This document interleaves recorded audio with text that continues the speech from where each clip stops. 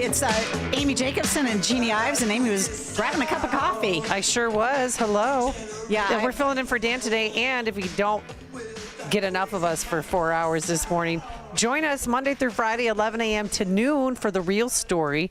And I think we're gelling. We're rocking and rolling. So I'm really glad that we have this opportunity. So, well, I'm really glad that we have the opportunity to talk with Daniel Greenfield of Front Page Magazine. And I just wanted to read, first of all, from this article that was on their website. Islamic cult invades England's biggest soccer stadium. On February 25, 2026, a striking and controversial moment unfolded at Old Trafford, the legendary home stadium of Manchester United in England. For the first time in over a century, the Adhan, or Islamic call to prayer, was broadcast through the stadium's speakers. Where's that?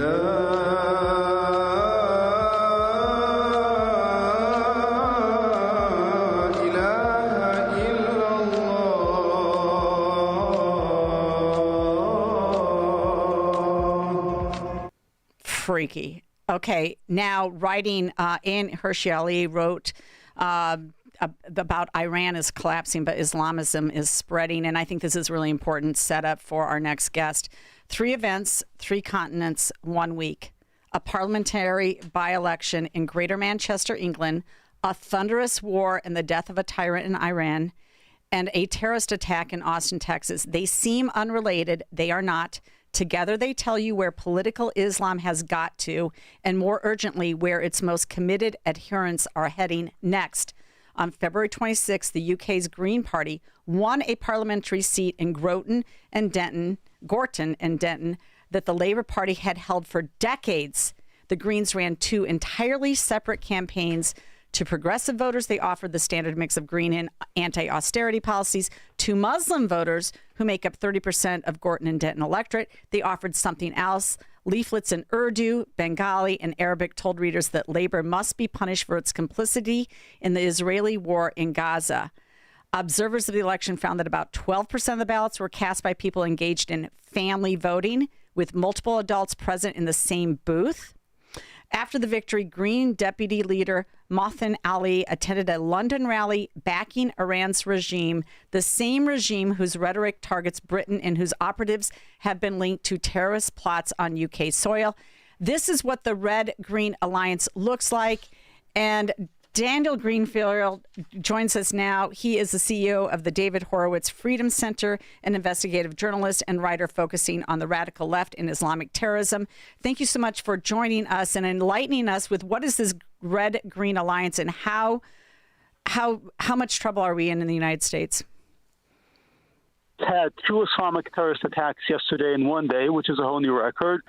We now have an average this month of 2 Islamic terrorist attacks in the United States a week. I'm not counting the Islamic terrorist attack on the U.S. Embassy in Oslo. So we are in a lot of trouble, and the most distinctive part of the Red-Green Alliance that you've described is that the media insists on covering this up, on evading it, on writing sympathetic pieces about the 2 Islamic terrorists who threw IEDs at an anti-Islamization rally in New York City, who insist on finding excuses for the Islamic terrorists who yesterday attacked a preschool with 140 kids in it. They are insisting on covering up the fact that Islamic mass migration is the underlying issue that is creating the situation you described in the UK and is now creating it in the United States. And isn't the number 1 boy's name in London Mohammed? And then the second name is Mohammed, but spelled differently. So what happened to the UK? How did they get to that point? Well, it's actually, Muhammad is rising through the ranks. It's rising through the ranks in New York City as one of the top baby names for boys. They allowed in mass migration, and we're allowing it in too. And, for example, Georgia, which only has a 1% Muslim population, 10% of the Democrat state Senate delegation is Muslim, and they recently had a Muslim candidate for governor. Never mind places like Texas or California that have even larger Muslim populations. The bottom line is if you let in mass migration from countries that are terrorist states, from countries where there's no concept of tolerance or coexistence, countries where Christians have been suppressed for centuries, and all other non-Muslim minorities years also, you are going to bring this exact same phenomenon to the United States, and that's what's happening here. Well, in the 6th Congressional District, I've said this before, but we have the largest concentration of Palestinian Muslims in the United States, specifically Palestinian Muslims, and they want political power. The the Islamic Civic Coalition, they're intent on creating a Muslim majority voting district so that they can get political power. You've now had them vote in the fact that you have to have challah meals in public schools in the state of Illinois. We're also at the center of this sort of takeover, I would say, for their religious beliefs. What they want religiously, they want as a political imprimatur for everything that they do. Well, in the United States, we have this concept of a separation of church and state. There is no such thing as a separation of mosque and state. The whole purpose of Islam is to exercise political power in order to impose Islamic law. And we see this in New York City, where Mamdani took over, and you've got an iftar Islamic event right there in City Hall, because that's the entire purpose of the program, is to exercise Islamic political power. And there's no way to detach that. There's no way to impose American liberal values on people who reject them. We've tried doing this in Iraq. We've tried doing this in Afghanistan. We tried to bring elections to them. We know how that ended up. It did not work. Instead, the majority violently took over. And we have the same thing now happening in the United States. You know, we don't have Iraqis bombing our embassy in Iraq just anymore. They're now bombing our embassy in Sweden. We don't just have Lebanese Hezbollah terrorists attacking us in Beirut. They're attacking us in West Greenfield. Wow. So Mamdani's wife, what do you make of her? I mean, she says she's not a public figure, but she is, because she lives in the mansion there that the taxpayers pay for, and she's married to the mayor. And she applauded the attacks on October 7th. These people are Islamist Marxist hipsters. They're the embodiment of the Red-Green Alliance. They seem very hip. On the other hand, they advance all the usual Islamic agendas, including Islamization of public areas and, of course, including Islamic terrorism, because the whole purpose of Islamic terrorism is to force you to comply with Islamic law and the Islamization of your society. If you don't comply, if you resist, then you get terrorist attacks. You know, you have the same problem in Virginia. They just passed a law to limit gun rights there, and that law was, of course, supported and sponsored by a state representative not born in this country, but of Muslim heritage and belief. And, I mean, this is what they can do when they get political power. They will vote away your constitutional rights.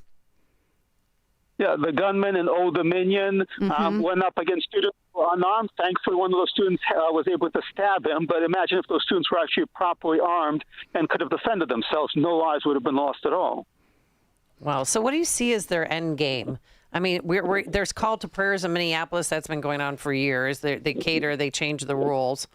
Sometimes a call to prayers as early as 3:30 in the morning. Can you imagine being woken up with that? But they're also calls to prayer in Times Square. Well, the thing to understand about the call to prayer is there may have been a need for it in the past. In the age of the smartphone, nobody actually needs to call to prayer. No Muslim needs to actually be able to get up. They can just set an alarm on their own. They have alarm clocks and they have phones.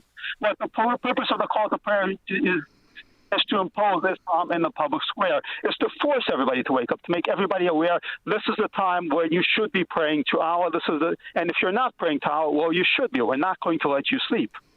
Well, you're on the forefront of all this because I picked this up from your March 10th article. You said that politicians and the media are rushing to describe the two Muslim terrorists who threw IEDs at a rally protesting the Islamization of New York City as ISIS.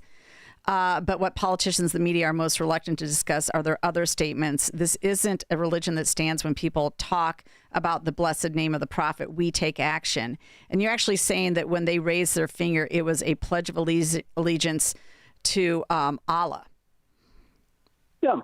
People talk about an ISIS salute. Yes, ISIS does that one finger salute, but that's just a general Islamic gesture, meaning that we answer only to Allah. When that guy is being taken out by the police and an FBI agent after the terrorist attack, and he's doing that one finger thing, what he's saying is, I don't answer to you, I answer to Islamic law, I answer to Allah. And he was pretty clear about saying that he did this because the people at the anti-Islamization riot said something negative about Muhammad, who incidentally was a warlord and a mass murderer and took sex slaves. He inspired ISIS to do all this. So this was a traditional Islamic terrorist attack. People are using ISIS as a distraction. Oh, that's interesting. And what is it interesting too? I'm sure you saw the video, Jeannie. I'm sure you did too. When that guy, that ISIS inspired or Allah Akbar, he was yelling that, but he jumped over this man who had a megaphone who was saying, "We're welcome to everybody here in New York City, every different race and religion," and he threw a bomb over him. And we're just lucky that it didn't go off, because that could have killed all of those people there.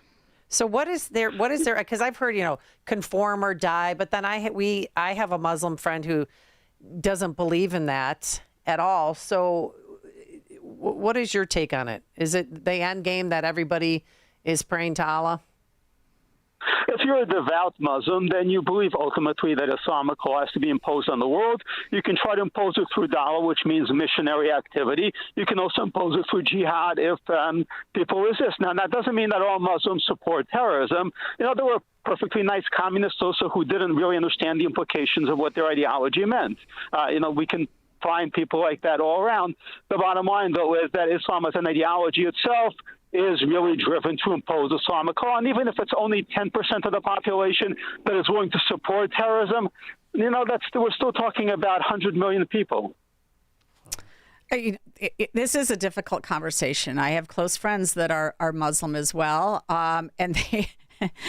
they're the ones that had like the underage drinking in the basement going on. Oh, don't tell their parents. No, I mean, and then I've got also Muslim friends who pulled an American soldier during the Iraqi war, had to flee there because they were under threat of assassination, left for 10 years, came to the United States. They're fully integrated as Americans now. I firmly believe that they are not the problem, but it does feel it's really difficult to try and get a handle on where to draw the line. And I don't know how we do that and still prevent these terrorist attacks, because they are occurring, and it sounds to me like more are going to occur. The bigger picture is that when we look at a society, and that society has major problems, whether it's drug cartels, whether it's Islamic terrorism, and we have mass migration from that society, we are going to get those social problems in. Doesn't mean every person coming from that society is guilty of it, is going to do that.